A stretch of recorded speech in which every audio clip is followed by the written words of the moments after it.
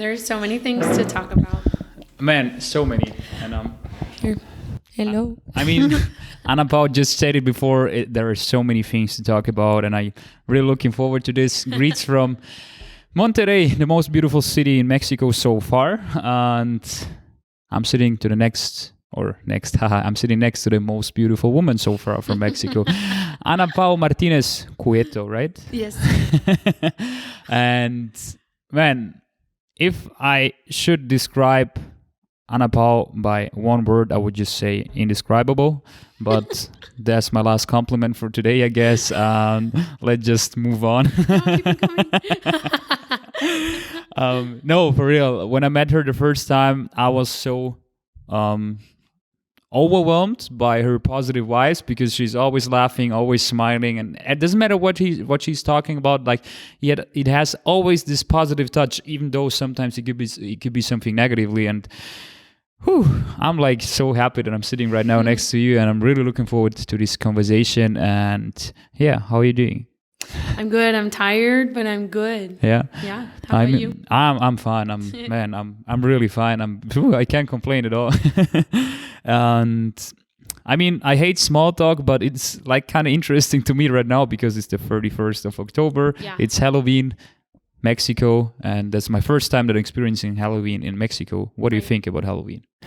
My family doesn't really celebrate Halloween. I don't know if I have to speak. Nah, it's okay. Closer. Okay. You have a loud voice anyways. Yeah, I do. Sorry. Be careful. Maybe turn the volume down if you're listening to the podcast. My family doesn't really celebrate Halloween. However, we do celebrate Dia de Muertos. Mm-hmm. Yeah. Not as intense as people in the South because we're in the North. So, I don't dress up. None of us do. I mean, I don't do it either. And I did it maybe once or twice when I was a little kid because of peer pressure of the classmates. Right, yeah. But I don't really care. I've been to Halloween parties where you dress up. Actually, this one time I won a contest and they gave me champagne. At least something. I don't like champagne, so. Yeah, fuck Halloween, fuck the small talk for real. The real reason why I'm here and why I'm considering Ana Pau as the most interesting, or one of the most interesting person that I ever met, I don't want to like exaggerate now with the compliments, is Ana Pau will open on the 18th of November, right? 17th. 17th. Okay, you changed the date. Yeah. Okay, 17th of November 2019. She's gonna open her own clinic for kids with autism and disabilities. Yes. Right? And that's kind of astonishing because you're just 24 years old. Holy. Could you explain that? How did that come? How did you get to this point to do that? So you got a little bit. Okay. Yeah. Okay. Yeah. Please. Get ready because this is gonna be a 4-hour podcast. Please. So here in Mexico, if anyone's ever been here, you can see that there's not a lot of places where you can just take people with disabilities for therapy or intervention. There's really no resources. The government doesn't really provide a lot of resources, and the ones that they do, they're not that high quality ones.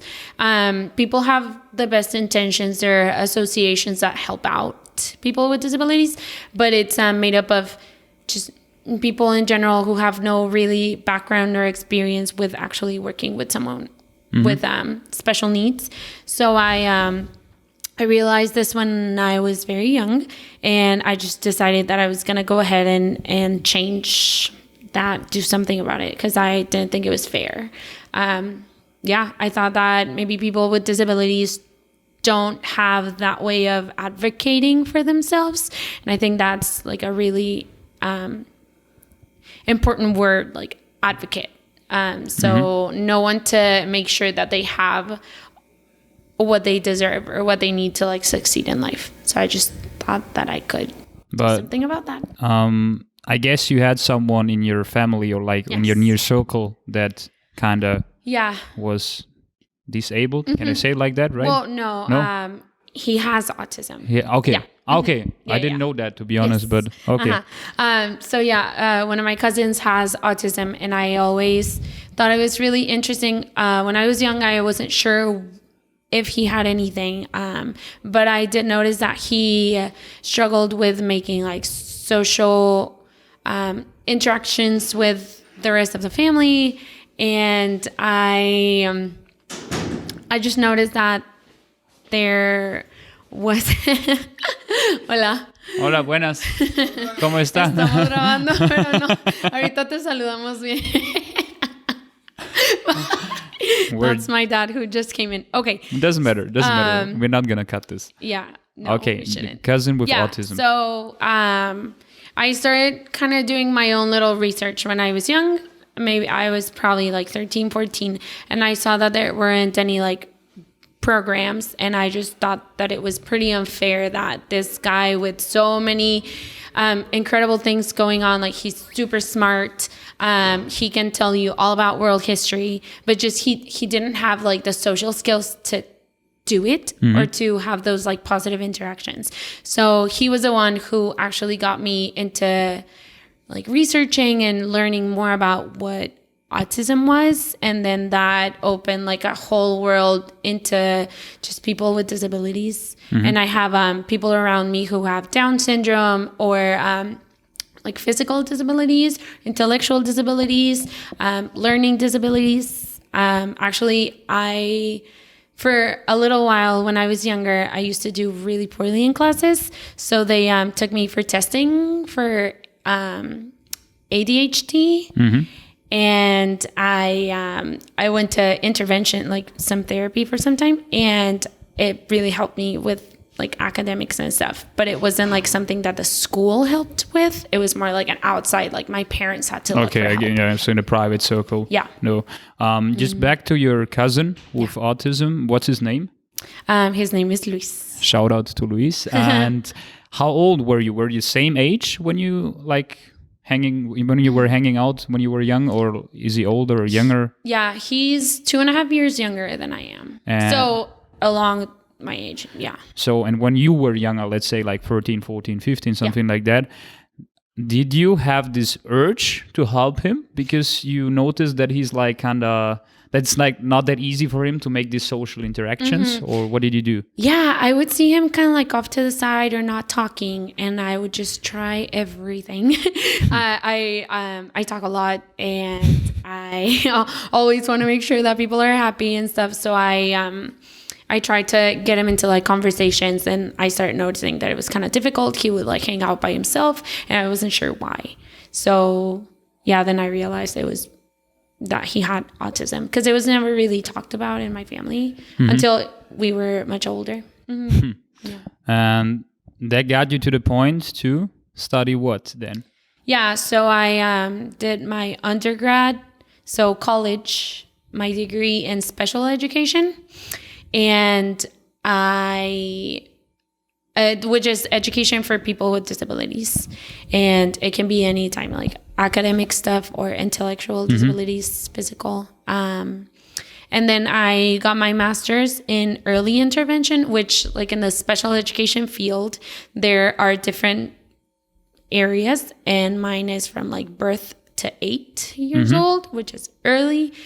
And I also did kind of like a second master's, which was applied behavior analysis. So that gave me like the tools necessary to do ABA therapy, which is a kind of intervention that works really well for people with disabilities, specifically people with autism. And where did you study that? Because that's a huge turning point in your life, I would say, because you did something that wasn't that common for Mexican people. Yeah. You went to study in the US, like with 17 years, right? Yeah, I think I was 17, maybe 18 when I left for 6 years. I went to the University of Texas at Austin, so UT Austin, for 4 years for my undergrad degree, so college, and then 2 years at Vanderbilt University in Nashville, Tennessee. Yeah. So how was it? Like, because I know that Mexican people are really collectivistic. Like my parents are, like Serbian people are as well. So like family above everything. Of course, family is always like above everything in any other culture. But in Mexico, it's like, man, family is like the first Family thing. is everything. Was it hard for you to get out, or were you just that excited, like an 18-year-old girl? Yeah, new world and this and that. So you didn't care. Like, of course you cared, but it was like kind of funny. So to answer that, I'm going to go a little bit back into the past. So when I was 15, I was studying high school here in Mexico. So I was born and raised here in Mexico. And in high school, I just decided that I wanted to go study somewhere else. So I went to study in Canada for 1 year. So 7 years total that I was not here in Mexico. And in Canada, I discovered that there was like a whole world out there of possibilities. And it wasn't really like in Canada, I didn't really have like a big culture shock because I lived with an Italian family and they're very also like family, and they fed me really good food, and I actually gained a lot of weight. So when I came back to Mexico, I realized that we were kind of like in a bubble, right? So yes, family is very important. Yes, family is incredible.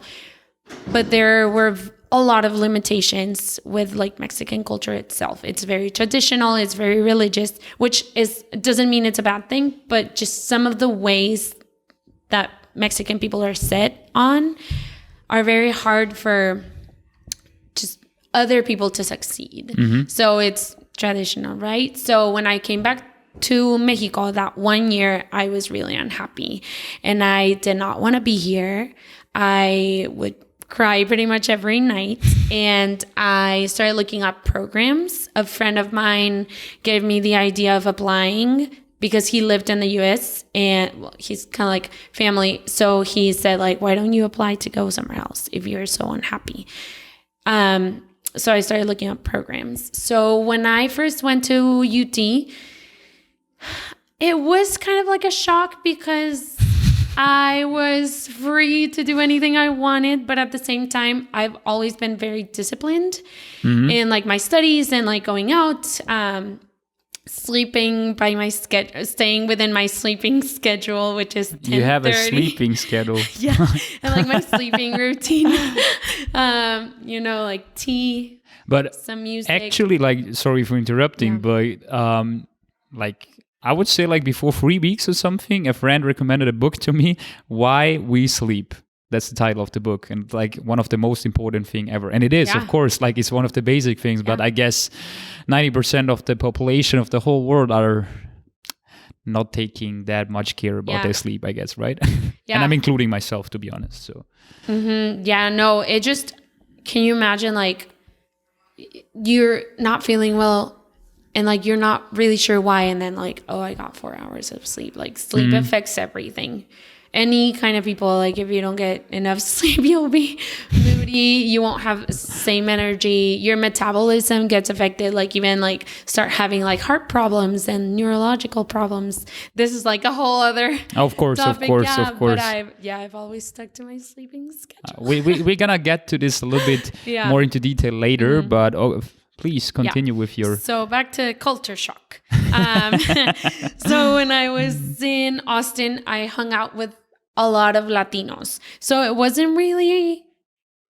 like the contrast wasn't huge because it's from here to Austin, it's a 7-hour drive. So I could go and see my parents, or my parents could go see me kind of often. I made friends really quickly, and friends who were kind of like the same as me. Like they were raised in a Latino environment or country, and they had come to the US, no parents, living by yourself. So of course each had their own schedules and priorities, but I kind of had that family in Austin, so it wasn't that hard. I think that the shock came when I went to Nashville, which was further up north. Please be prepared, watchers and listeners. What happened in Nashville? In Nashville, it was my first time living by myself. Like I knew no one. Well, in Austin, I didn't know anyone either, but so many people, it was so easy to make friends because everyone was kind of like you. So very collectivist, like you said. I think I had maybe like 3 American friends in Austin, which Just is 3. funny. Not just 3, but like I had some friends, but like people who I hung out with, maybe like 3. Yeah. Okay, tell me the name of one of these 3. Grace Parker is one of them. Shout out Grace Parker. Okay, And please Lindsay. continue. Okay, my Lindsay 2 too. friends from school. Anyway, so yeah, I think that the big shock came when I moved to Nashville because Nashville is like a southern city. So like pretty, let's say like, we're not going to get into politics, but, or if you do like pro-Trump and very nationalist state. Pretty patriotic, I guess, right? Sorry. Patriotic. Yeah, yeah. So more Republican. But Nashville itself was great, like the city. But you just would go out a little bit and you would see like Confederate flags and Okay. yeah. It is how it is. Yeah. But I think that because I had that exposure to Canada and then to Austin, it wasn't that hard to get used to living in Nashville. So I think that my like gradual moving up to a city and like a state that was so different from my home country, it wasn't that terrible sometimes. Glad to hear that. Glad to hear. Yeah. So you survived Nashville in a pretty good way, right? I love Nashville so much. I think that out of the places I've lived, if I could go back to one and live there for a while, it would be Nashville. Okay, so you finished your master's in Nashville, right? Yes. And back then, or let's say like in your last semester or in your last year, did you have this idea already of creating or opening your own clinic, or what was in your mind back then? Yeah. So when I started looking up what autism was, that's when I knew that I wanted a clinic. So I've known that I've wanted this for over 10 years. So this has been like a big project of mine, like the project of my life. And over 10 years, I think that I've known that I wanted to do this. Sorry for interrupting, but I'm so stoked right now. I'm so fucking happy that you had this dream and you're just like 3 weeks. I know. In 3 weeks, you're gonna realize this project. You know, you're just doing it. Yeah. Fuck, nice. That's how you should do it. Okay, but please So continue. I can't remember what we were sorry. Sometimes I love to interrupt. If you always had this idea of opening your own clinic, like in the last year, what was going in your mind? Yeah. So at first, I knew that I wanted to do therapy for people with disabilities, and then people or children or at first I grown thought, up or or in general, like in general. Okay. I wasn't sure, and then I discovered ABA therapy, and I was like, oh, I want to do that therapy. And then I discovered that in college, I just thought like, I'm never going to work with kids. They're too much. They're just so draining, and kids are awesome, but to work with kids every day I just get so tired. But then I discovered that I loved working with kids and that I thought they were so funny and so spontaneous and just they amaze me every day. And early intervention is way more meaningful than any kind of intervention you could ever give like at another point in your life. So and then I saw that I was really good at it. So I was like, oh, maybe kids with disabilities and ABA therapy. So that's kind of like how I built it up. I guess it's like, because you said it is that important to do early intervention, or like it's one of the most important things. Like, I heard one theory, or I don't know if it's a theory, but kids or like human beings from 0 to 7 or 8 years are learning like extremely fast. Like, doesn't matter what they're seeing, hearing, whatever doing, they're absorbing it, you know? And so if you like intervening, how do you say intervening, fuck my life, that early, so you're gonna have like a really, really huge impact on that, right? Yeah. So the first few years of your life are when you establish kind of like the baseline of future outcomes. So the earlier you start with interventions or with languages, like exposure to languages, exposure to vocabulary, exposure to emotional regulation, social skills, problem solving, all of those concepts, the better outcomes in your life, like future wise. And there's some incredible studies out there from incredible people who have gone from like birth to I don't know how many years in an adult's life, and they compare people who had what kind of education, even like socioeconomic status plays, if parents work, if parents are involved in their lives, if they went to what kind of school versus another one, what kind of upbringing and stuff. And you can see like trajectories change depending on like the quality of the programs or the quality of their life in the early years. It's super interesting. and another compliment today, not just for you, like for people in general who are just really, who are getting high of something, but not in terms of drugs, in terms of like what are you actually doing. You're like getting high of like talking just about these things, like early intervention. Oh my God, that's so my thing. And I love when you're talking about your passion. I don't know if that's like really your passion, but you have to define it for yourself. It is. Okay, perfect. I love it. That's what I realized. Like when somebody is talking about his or her passion, man, that's like the best thing ever. Like they're like lightning all the time, man. That's so dope. So dope. Thank you. I appreciate that. So you finished the study? Yes. And then you worked, I guess, right?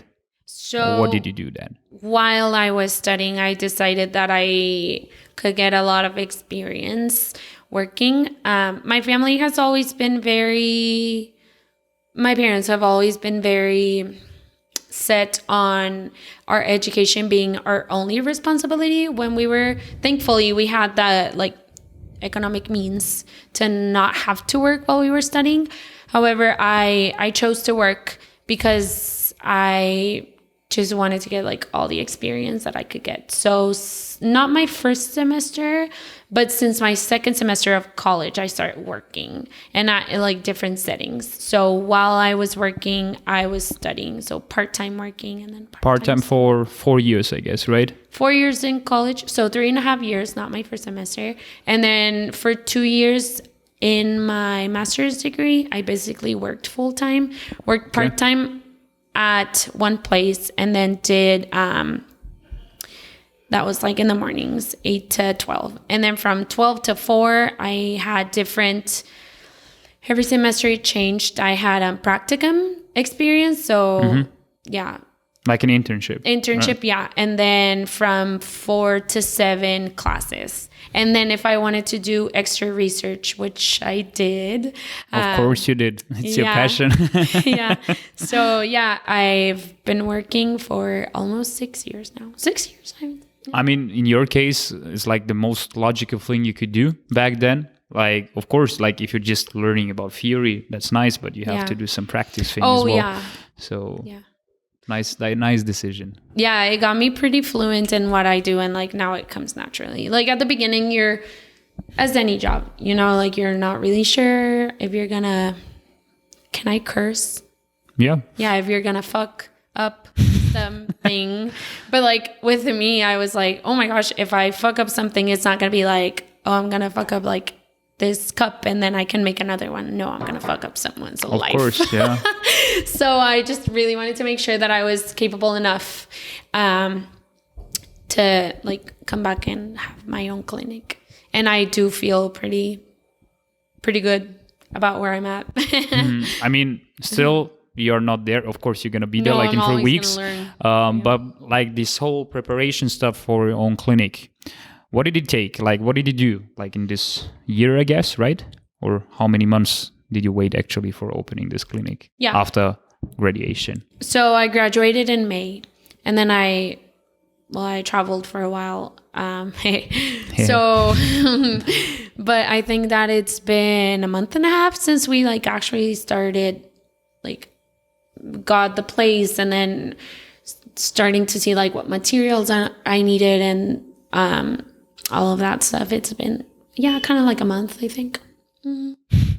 So it's going by pretty quickly. But even before then, like since I started my master's program, I started getting data and like writing Excel sheets. Like, okay, these are some possible things that I might offer, like services. And these are assessments that I can use. And these are activities that I can do, and blah, blah, blah. So yeah, it's been like I've been planning this for a long time.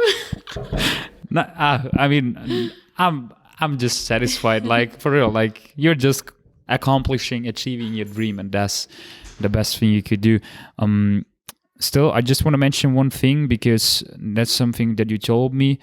So before or after your master's, you've been already working around Monterrey because you came back, right? Oh yeah. And you've been working around, like, you didn't have your own office, but you were been driving from house to house, from family to family, right? Right. So I worked at a hospital for a week, just kind of like consulting, going in for assessments and consults and diagnosis. And right now I've met a lot of parents, but I'm only seeing like 2 kids at their homes. So I go to their houses and I talk to their parents. I work some stuff, and then I give parents feedback. Yeah. So I have been working while I'm planning this. It's been a lot. Okay, and the most important questions, because we arrived at the present, and now we're going to talk a little bit about the future. At about the 17th of November, what is the name of your clinic? What is it going to be? Kommati, so Kommati. And what does it mean? It means peace in Greek, because I really like history and I really like Greece. And just the name was, I don't know, I feel like it means more than it does. Yeah. Was just an intuitional thing? Like, did it come naturally? Like, okay, Kommati, and that's it? Like, no, I asked for help. Yeah. So the person who made my logo, who's my cousin, she helped me kind of like brainstorm, and then she gave me like some options, and that was the one who like just came to me, and I was like, oh, there we go, that one. Yeah. No, I didn't come up with it myself. Okay. I wish though. It's okay. It's okay. One question, what I was dealing with like the last couple of months, I would say, and I'm actually pretty curious about your answer. What is health for you? Health? Yeah. You mean like physical health or spiritual? Health in general. Mental? I guess. I don't know. I'm going to like let you answer this question. Well, to be healthy. So automatically, I guess people would think that it has to do with like physical, like feeling okay, not having a cold, or not having just sneezing or whatever. But I think that, okay, let's see. I'm not going to say triad, because I'm not really sure how many I'm going to list.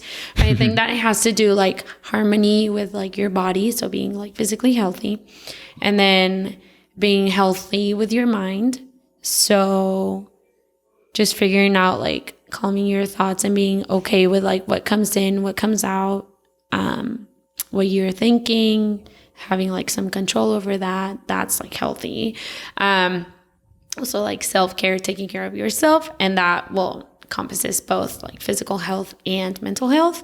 And also I think like emotional health would come into place. So I'm going to say 4, and spiritual health. I also think that when you know like wherever religion or not religion or purpose in this life, that would for me be like a spiritual health.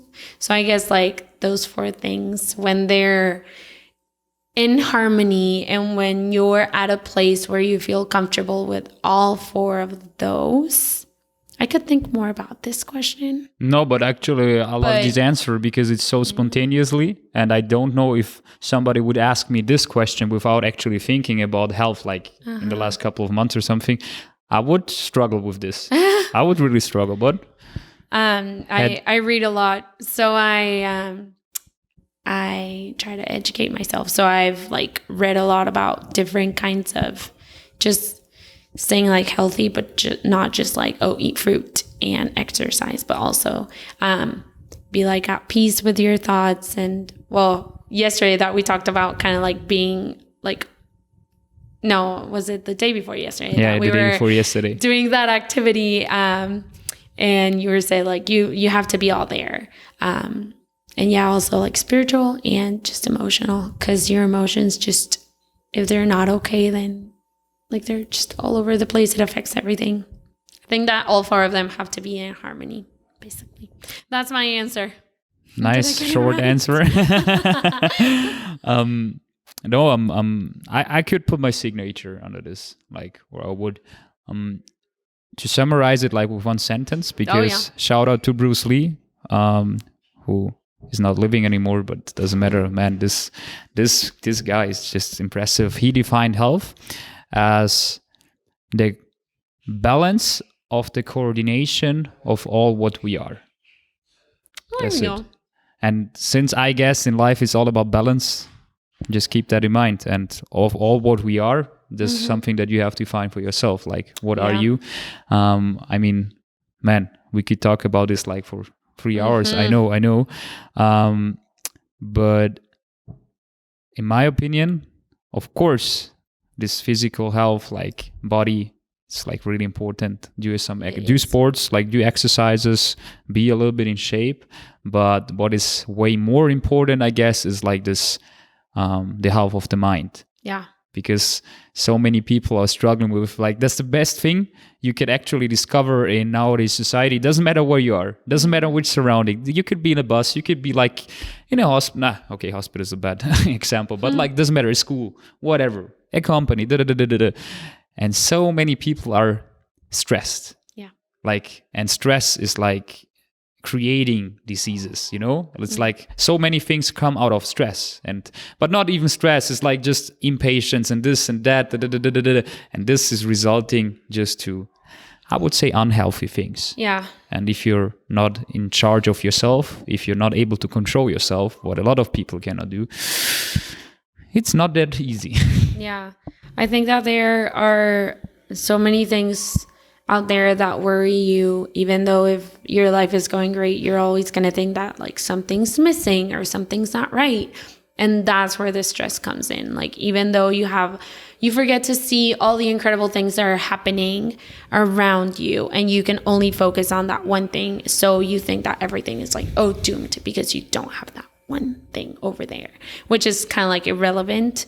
I actually went through a phase kind of like that of like sadness, like not living at home. So I've struggled with that. So like, now that I say like all those 4 things in harmony, blah, blah, blah, like that takes years to build up to that. Like, for me personally, it wasn't easy. And I had no like real support. So also, like, if you don't have that support to help you through all those things, it's really hard for someone to just say like, oh, okay, I'm not going to get stressed. Like, it's not easy. Of course. Yeah. I don't know if you've been through that, but I have so many people around me that struggle, and they just, someone has to like let them know, but then themselves have to see that it's okay. Like, if I come tell you like, oh, it's okay, you're gonna say like, okay, cool, but you're still gonna be stressed or depressed or anxious. But if you yourself see all of those things and see how they're affecting you in like negative ways in life, then you have like control and power over that. And that power, I think, gives you that like balance that you're looking for in health. I guess maturity matters a lot as well. Oh yeah. Like, because the more mature you are, the more conscious you are as well about things like this, for example. And from the moment on, when you're conscious about it, you have the decision or the choice to do something against it or for it or not. And it's up to you in the end. Because if you feel shit or bad or whatever, or sad, you can change it like so fast. Yeah. But it's up to you. It's up to actions. Yeah. And sometimes, of course, it's combined with a kind of anxiety because you get used to it. But if you want to overcome an anxiety, you just have to push through. You just have to do it. In the end, you're not going to be sad or depressed. I mean, of course, don't want to like generalize it. Depression is a huge another thing. But let's say like for... how can I express that now just properly? Stress in general. Yeah. People who get overly stressed by small stuff. I don't know how to label it. Doesn't matter. I'm not an expert in the subject. But how do you feel, or how did you feel the last couple of weeks? Were you stressed? It was a mix of stress because I don't want to make errors, not because of me, but because of the kids that I'm going to be working with. Like, it's not fair, I think. But also I'm human, and I always laugh at my mistakes. So, I mean, a little bit stressed, but more excited than stressed. I'm just really excited to see where like Kommati goes and how much it can grow and how many people it can help. You just heard it. Be more excited than stressed. Yeah. Good advice from Ana Pau. But if you're sometimes like overly excited, I would say, or a little bit stressed or whatever, what do you do against it to calm down? Well, I really like to take time for myself. So living not at home made me realize that I'm an introvert. So I'm very outgoing and very talkative and make friends and blah, blah, blah. But how I recharge myself and how I calm down and how I just cope with the world is that I like to take a step back and just like observe and kind of be like quiet or do something kind of like reading or walking or just listening to music, not doing anything. That helps me cope with my stress. By your own, but like always by your own, right? Not surrounded by different people or something. I'm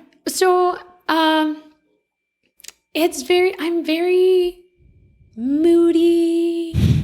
Like, I'm sometimes in the mood to be around people, but when I get like overstimulated by people, I just there's I think that yes, being by myself is the way that I recharge.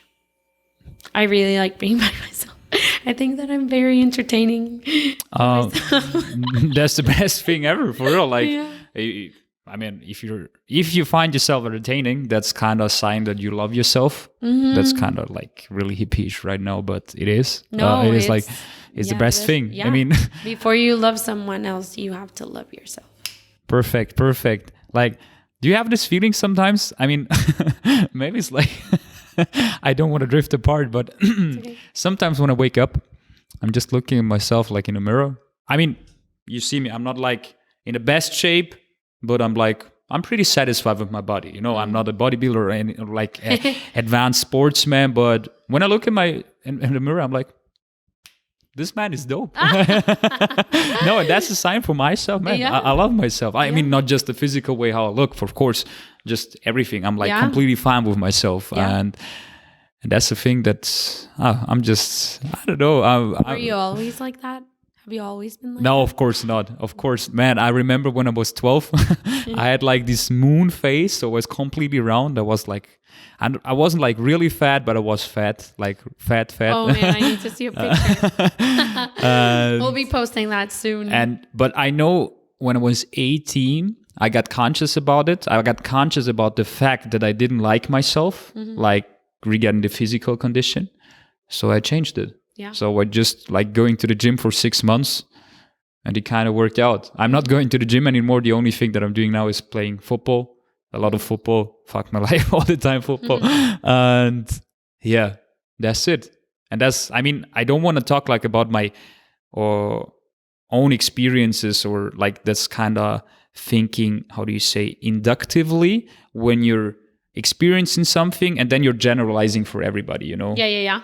It's not just because I got conscious that it should apply to anybody else, but that's just my theory and it worked in my case. So, But doesn't matter. I didn't want to talk about it. Loving yourself, blah, blah, recharging. You're entertaining to yourself. That's what you said. Yeah. And since I know that something else is entertaining to you as well, I just not going to open this topic. It's reading. It's books in general, right? You want to add just one random information regarding that? Or you want to talk about it like for 2 hours? I don't care. I can talk about books all day. So I love reading and I love history. I love learning, basically. So I think that it's so important to educate yourself, even through a novel. There's so many things that you can learn from a novel, fiction, nonfiction, historical fiction, just history itself. So I found this love for reading when I was 13, 14, that I actually started doing pretty well in school. So before I like hated it, I did not like it. I wasn't good at it. And then with those strategies that when they thought that I had ADHD, those got me really like fluent in reading and comprehension and stuff. So I was like, oh man, maybe I don't hate this because I just hate reading. Maybe I didn't like it because I didn't have the tools to like it. So anyway, I am pretty like an avid reader. I think that my record would be, I read the whole Harry Potter series, the whole was it 7 books? 6, 7? I have to admit, I don't know, but I don't know. Please. It's been a long time since I've read them. But I read all of them in, I think it was 3 weeks. So I would like come home after, so school, soccer, homework, shower, dinner, read. And I would stay until super late. And then the whole weekend, I would just spend it on the couch reading. Oh gosh, yeah, a little nerd. Yeah, I love reading and I can read pretty much anything. But when it comes to books, Harry Potter, of course, is like kind of a book that is entertaining. Yeah. That maybe you can learn about it as well. I don't know, to be honest. Oh yeah, but there's so many things. For real? Yeah. Okay, really so like perfect. It. But if you read something, are you looking for a specific genre or you're just like reading through random things, or how do you get to another book and then to another? Yeah, so it depends on what's going on in my life. Okay. So for example, this summer I was reading a lot of historical fiction novels of the countries that I was going to go to, because even though it's fiction and it's a novel, there's a lot of like history that you learn from those, and they're like pretty quick to read. And they were free on my Kindle, so I like read those. But then I really like the ones that have this like historical context. But right now, when I came back to Monterrey, I realized that I needed more like clinical psychology based books. So I've been reading stuff that are like, the one that I just told you about, the defining decade, the one that like why your 20s matter, and they're written by psychologists. So I really like those, the ones that talk about how people cope with like pain, humiliation, stress, shame, growth, love, relationships, and not even like romantic relationships, but friendship relationships or family relationships, relationship with yourself. So it's not like self-help, like how to be happy in 3 days, but it's more like why we feel the way we feel and how we can identify it and what tools to like have that and then use it like with our, like use it to our advantage to better ourselves. And yeah, of course, okay. I got it totally. And when you're reading through these books, of course, you're learning a lot of stuff, And I know it like from my own experience, and I guess I could talk like for a lot of other people when you're reading books, and I would say like 1 month or 2 months or 3 months are passing by, and afterwards you're like thinking about this book again. It's like hard to remember some things, right? Yeah. What are you doing for? Like, are you just reading it, or are you noting things down as well? Yeah, of course. I highlight, and I on my books, which are like I pretty much never let anyone borrow. Okay. They're mine. I can just give my life to other people, but my books are my books. No one touches them. I like Dangerous. highlight and I write notes, and I like either write it.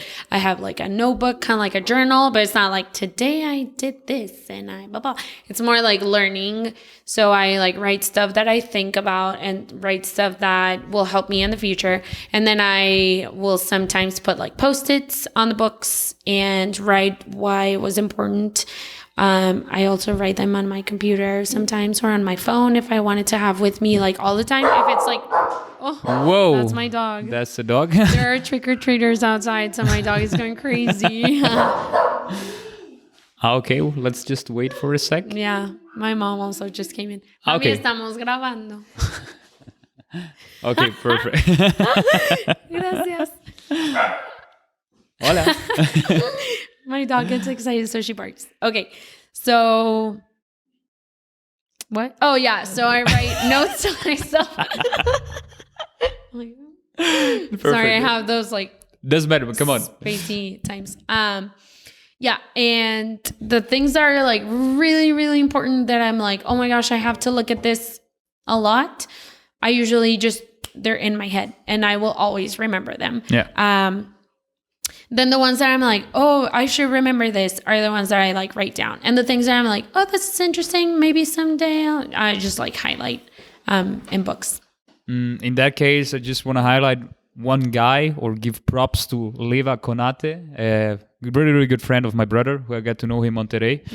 And that's something everybody could do who's like into reading. I just want to say that once again, because that's such a good idea what he's doing. Every time he's reading books, doesn't matter what, like it's actually like in your case, like when he has the urge to learn something or to know more about a specific topic, he's buying a book, reading through it. And after 100 pages, he's like stopping and then he's summarizing it chapter by chapter, like not completely, just like in 1, 2, 3 sentences or like specific words. And he showed me his document that he has, like it has 114 pages and he summarized I don't know how many books. And that's like so astonishing because all the time he wants to remind himself like of, I don't know, specific topic here or that. things. He's just going through this document and okay, this and that. And then I'm starting with this. Because I'm currently reading a book. I'm currently reading a book and I want to like note everything down what's kind of important to me, like summarized by chapters and chapters. And once again, like shout out to Leva Konate. That's like a really, really good thing. Thank you. Just want to exchange knowledge. Yeah, no, that's incredible. Thank you. I think that the greatest tool that everyone has is their mind. So the more that you feed your mind, the more that you educate yourself about specific topics, the more like the better equipped you are to deal with like any situation. Like you yourself are responsible for your own knowledge. No one is responsible ever. Exactly. So you have to take initiative to learn about topics, to read, to investigate, not just reading. If you don't like reading, there are documentaries, news articles, YouTube videos about stuff, podcasts like this one, you know. Hopefully somebody can learn anything about this. People will listen to you. Yeah, I think that is like the biggest tool anyone ever has is their minds, and it's up to you how much you nurture it and how much you make it grow. Exactly. Like, whoa, 100%. I could like put my signature like 100 times under this sentence. And it's all about self-responsibility. Like you're responsible even for your emotions. That's like, to quote one another Bruce Lee thing, like no one can hurt you unless you allow him to. That just means that you're responsible for your emotions. Doesn't matter what happens. You're the one who's like in charge of your emotions. So you have to find a way to deal with it. If you want to deal with it positively, cool. But if you deal negatively, find a way to transform this negative feeling into a positive thing. And because I mentioned Leva, and I want to mention Pasquale as well, because you said something really important, that the mind is like the biggest tool that we have. And Pasquale said something really similar regarding education, that, man, you have the opportunities like all the time, every minute, every second to educate yourself. And when you're doing it, you're growing. You're growing and you want to grow more and more and more. And that's like just leading you to the point where you can hopefully someday fulfill your potential completely. And shout out to Pasquale. Yeah. I think that going back to what we were talking about culture shock, Yeah. I think that I'm having somewhat of a bigger culture shock now that I'm here back in Mexico because of that. Like, people are so set on their traditions sometimes that they are basically blinded by just life or their upbringing, that there's more and there's always more, and you have a choice and you get to choose what you do and what you believe in and where you take your own life, right? To what path you take. So yeah, something that I notice, not generalizing some people, Of course. that they're limited by their own upbringings, being I don't know, their like religious views, traditions, views on gender roles, which are like a conversation that's like just starting in Mexico. We're a lot of years behind. Recently I asked you about that, like what women and men in Austria and then Serbia, and that's another topic. But yeah, I think that people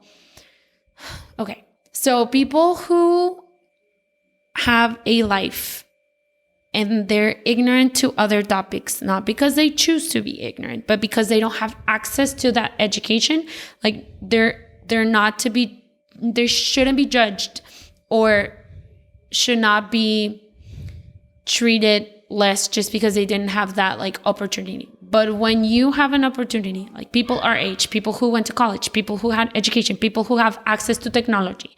Technology gives you access to everything, like real news or fake news or just terrible things. However, you choose to either educate yourself or not educate yourself. And that's where people's character like comes into place. Like when they decide not to venture out of their like comfort zone or their what they know and into what they don't know. Yeah.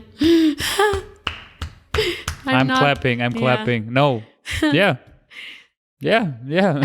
Whenever I say something that like bothers me, my brother always laughs and he's like, now say it without crying. So right now I was thinking about like okay, now say it without crying. Should we call your brother? Man, that's so real. It's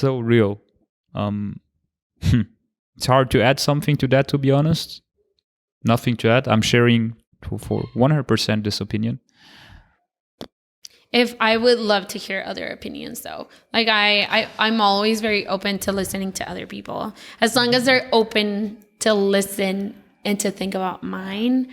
Like that's the thing. That's something that you have to develop, like to be open for anybody else, like or for other opinions. And I just wanna like mention a short story about my dad, because he was a guy who like lived or grew up in the middle of nowhere of Bosnia, like village where the next neighbors are like 100 like hundreds and hundreds of meters apart of you, you know, and you were like just without any technologies at first. And he had like electricity when he was 17, I guess, and so like complete other life, you know. So actually limited as well, but still he had this inner urge for growth, for expansion, you know.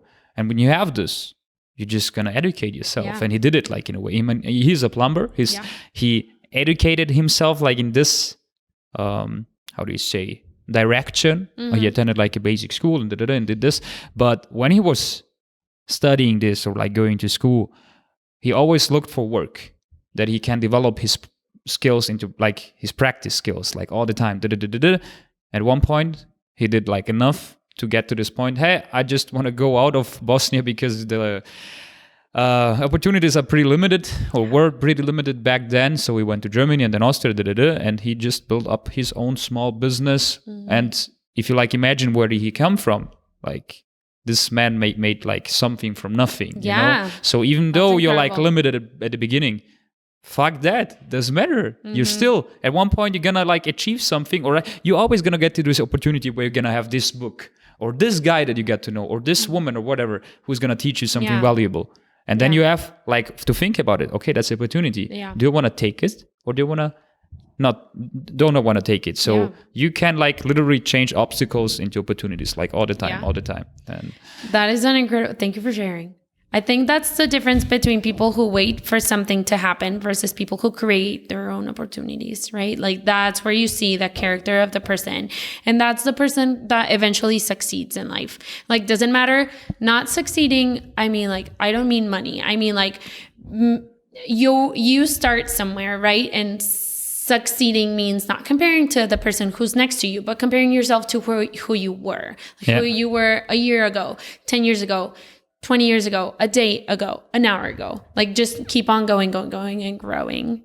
Yeah. It's so interesting how similar like your family and my family is. I mean, that's something that I was always thinking about. Like, it is like, I mean, of course I don't know everything, but I kind of know some things and I can imagine even more. So yeah.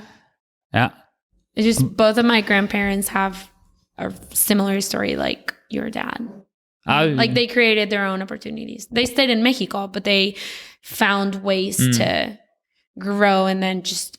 Yeah, but Mexico is like, man, this country is huge. It's like half Europe, to be honest. But still, it's like, because you're like saying that our families are pretty similar. That's what I experienced like 4 years ago in Colombia as well. When I made my exchange semester, I lived 2 weeks with a Colombian family. And I didn't have a culture shock at all. It was like the most normal thing, because the mentality of Serbian people, I would say like Eastern European and South or Latin American, is like so similar. Yeah. It's like really, really similar. And in that case, when I was in Colombia, okay, we're just sharing knowledge once again. I just took a course, Cultura Asiática, so Asian culture. Yeah, I told you once, right? But I want to share this like with the others who are listening, that like the 2 or 3 persons. With the whole world. And I just took this course to get my credits, because I didn't really give a fuck, to be honest. But in the end, I learned the most in this course. And man, there's like this guy, Geert Hofstede, a psychologist from Holland, the Netherlands, who defines 6 cultural dimensions. And man, just read this, Google this. That's like astonishing, because how similar some cultures can be. Like this dimensions are defined by, let's say, power distance, like which kind of relationship do you have to your parents, to your boss in the company, or individualism, collectivism, or uncertainty avoidance. Like that's like the best thing ever that defines like Latin Americans or Eastern Europeans. So they're actually a little bit more pessimistic, skeptical. They're seeing change as a threat and not as an opportunity. Yeah, like, of course, you cannot generalize it, but it's like talking for the majority. And that's like so dope. Man, just Google Geert Hofstede. Like, another thing that's like really interesting about that, I don't know what the statistics are in Europe, but in Mexico is considered one of the happiest countries in the world. Like, people who live here and who grow up here, even though they have like low socioeconomic status compared to other people in Europe, they're happy. Like, they live a happy life, which is also really interesting. Yeah, man. Something we should read about. Yeah, that's like, you mentioned it before when we were talking about success, that you're not meaning it like in terms of money. That's a huge, let's say, opportunity that our generation has, and the upcoming generations will have, like, to redefine success. Because when I grew up, or I'm still growing up, to be honest, because I'm not that old, but whatever, success was always inflicted with money. Always. When you have money, you're successful. But the more I get conscious about it, the more mature I get. Of course, I'm not the grown-up man once again, but still, I was like redefining it for myself. And for myself, success is definitely happiness. But it doesn't matter how shitty you can be, like what a douchebag and redneck and whatever. You genuinely, as a human being, always want to be happy. Like, at least like have this kind of joy in you, right? I'm gonna give you like a fun historical fact about that. So if you see like the timeline of like 1900s to right now, like there's been like a war depression, right? Yeah. So economic struggle, right? So I think that success back then was defined as having economic means, because so many people lacked of them. And now that we are at a point where, side note, there's this new book. So there's a book of this historian. He wrote *Sapiens*. Have you read it? That's so funny. Jason, the roommate of my brother, is currently reading it. Oh my gosh! And it's so good. And I told him when you finish it, I want to read it as well. Okay, it is a book you have to read. So after perfect. *Sapiens* comes *Homo Deus*, which is the history of now and where the world is going to. So you see like, in the news, you see like war and poverty and stuff. But I'm pretty sure I haven't read it, but I read the back page, and the back page says, I could go get it right now. Okay. So it says that, did you know that the world's like hunger, like the people who are at poverty line is like way less than like 20 years ago. And like we're getting up to a point where there's almost no war, even though we see it everywhere. Like compared to past, like the past century, right? So compared to the past century. And there's so many things that we think are going wrong with the world, but they're actually not going wrong. Like it's getting better. So wait, where was I going with that? I don't know. It's up to you. Anyway, I'm very like that. Oh my gosh, I get off track. Anyway, that book, those books. And then there's a third book. It's series of 3 books. Anyway. But that was a side note, by the way, because you were talking about historical things, economic means. Oh my gosh. Success in terms of economic means. You don't know anymore? I don't remember. Well, anyway, now I remember. So now that we're getting to a point where like hunger is getting eradicated and like poverty levels are lowering, now people are economically safe, or at least stable, that they can look into other things. So like success is not going to mean money in the future, hopefully, but rather self-knowledge, self-actualization, and all of those things. Like instead of having, it's going to be like being like successful. Instead of having money to consider yourself successful, it's going to be like your character or who you are, or like what value you have as a person. That's going to be how success is measured in the future. And this is like me not being an expert on the topic. This is what I think is. No, but I got it totally. Yeah.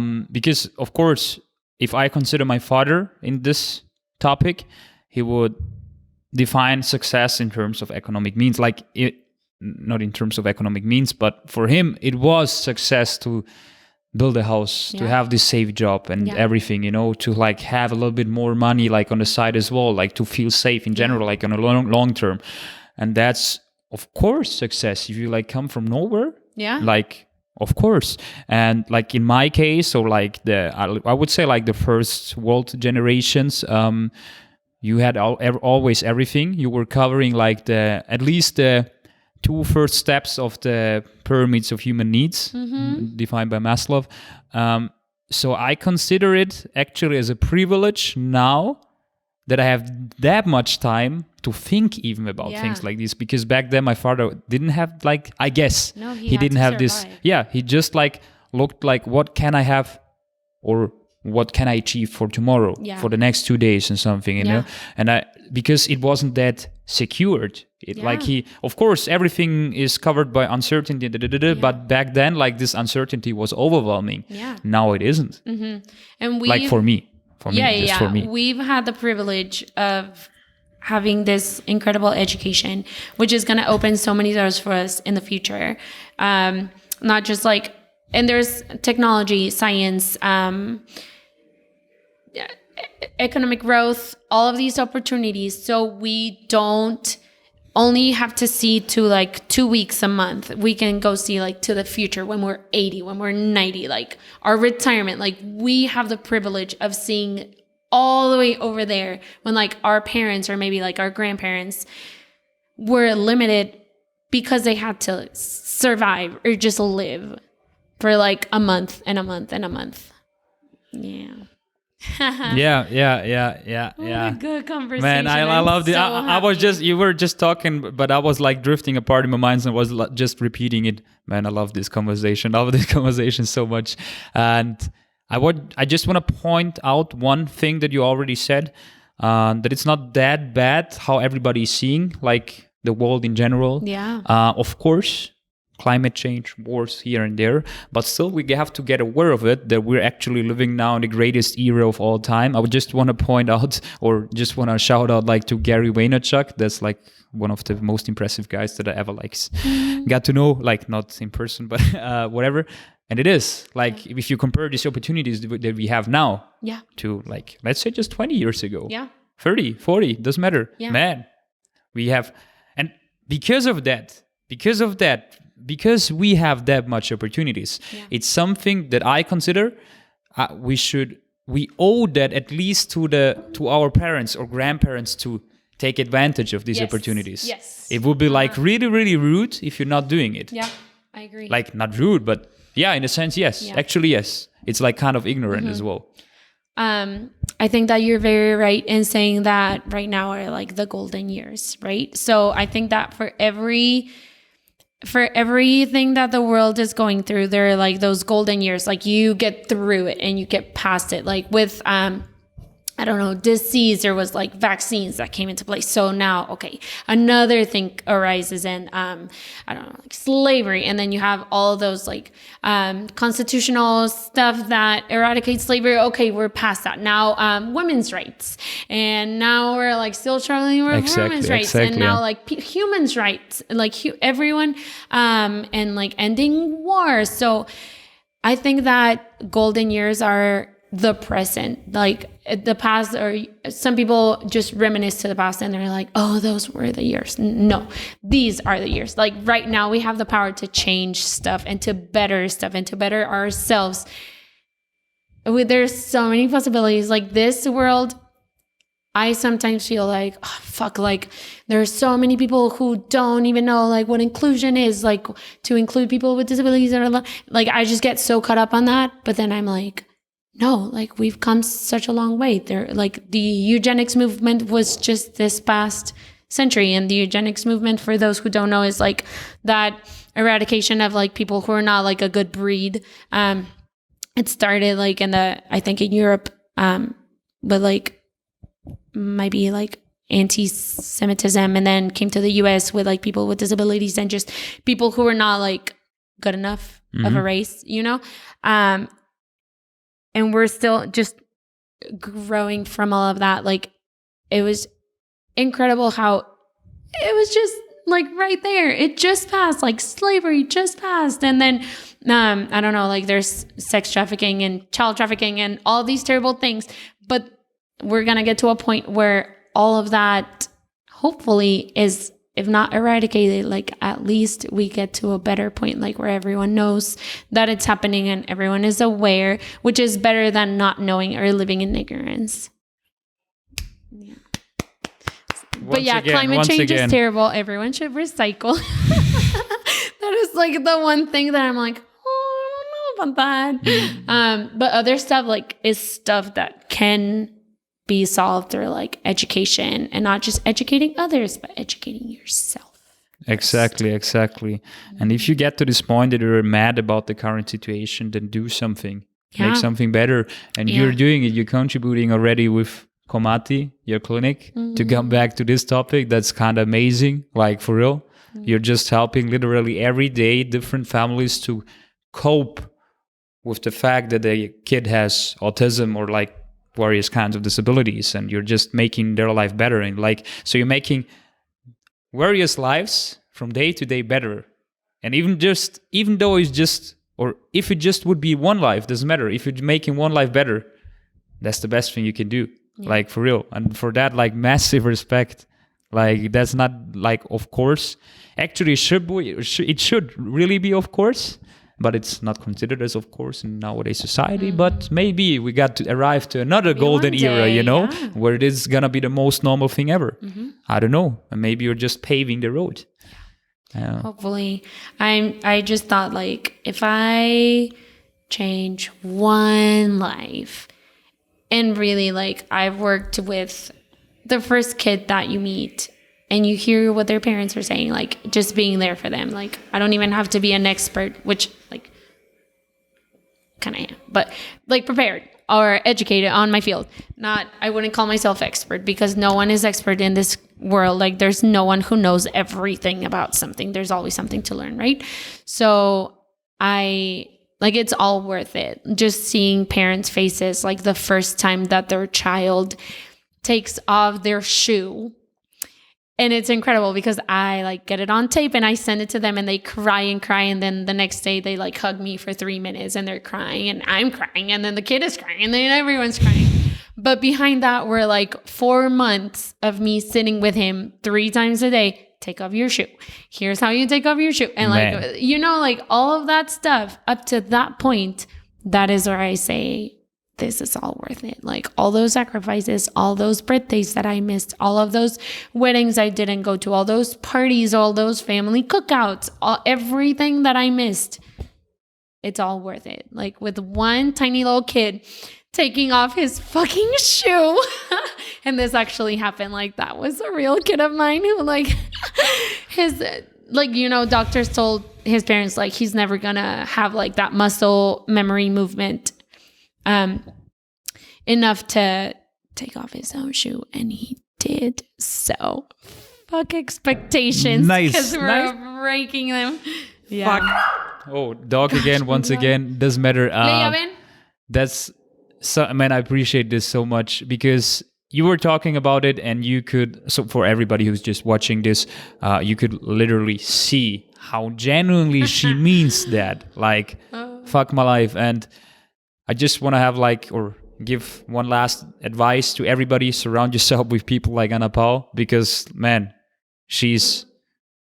these kind of people like Ana Pau are like worth 1,000 friends who just partying all the time. Because if you're exchanging knowledge with her or with, I mentioned Pasquale before, I mentioned Leva, my brother, Jason, the guy who's reading Sapiens as well. Bruce Lee. Yeah, Bruce Lee. I mean, of course, he doesn't need to be her like physically, but if you like surrounding yourself with these kinds of people, or of course surrounding yourself like with various kind of thoughts, like valuable thoughts, you're gonna grow and contribute to make the world a better world. Even though this sounds so hippish, but it isn't. I don't give a fuck, to be honest. I want to make this world a better world, and I know I'm gonna do it like by just realizing this podcast session with you, because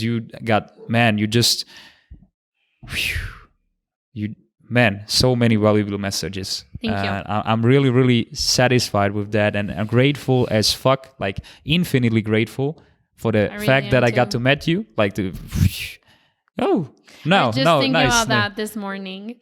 What? Well, when I don't know, I was thinking like, oh, we're gonna do the podcast today. Let's see how it goes. And then I thought like, this is so random. Like the odds in life and like the universe, I always think of a big scales. Like what are the odds of this? It's like less than 0 if we can go there, which we can't because it's not possible. Anyway, it's so funny to me. So the odds of like you, like your brother coming to Monterrey, your brother knowing my friend, and then you coming to visit him, you being like going to the stadium, and then her having invited me to the stadium, and then we met when we were in the car, and that's where I like just answered kind of cockishly one of your should I mention this? Yeah, of course. Just I guess somebody of you know it already. All the time, like every day before I go to bed, I'm writing 3 things down that that are perceived as positive on this day, and I'm trying to question it, why it is positive for me. And one day, I don't remember the exact date, but doesn't matter, we're watching a football game, Monterrey against Tigres. That's like the derby in Monterrey. And Delia, a mutual friend, was picking us up, and we're like there in the car, and and I was always making fun of the youngest sister of Delia. They're not gonna marry her. I mean, of course, I didn't mean it like... Honestly, I was just making fun, especially with their parents, because he hyper-collectivist and everything. It was funny though, and we were just talking about it, and then you got aware of it, and like the other sister like told you like, yeah, he's always like joking like that, and I was just asking Ana Pau, would you mind like to be my wife instead of Barbara, like the younger sister of Delia? And you just mentioned in that case, I don't want to be anybody else's second choice, and I was like, ooh. kind of blown away by this fact, because she was like, that was like the perfect mixture of self-confidence, charisma as well, and everything, that I was like, because it wasn't cocky at all, like doesn't like, or bitchy. I was like, man, this woman is confident. And that's like, and She knows what she wants and deserves. Boy, I do. That was dope, and that was the moment where I knew so that funny. I have to know her better, and and here we are. I'm like infinitely grateful for that, and I guess that's the perfect moment to come to an end. Once again, thank you very much. Thank you for everything, and hopefully we're gonna record more sessions together, I would say. Nice. Thank you.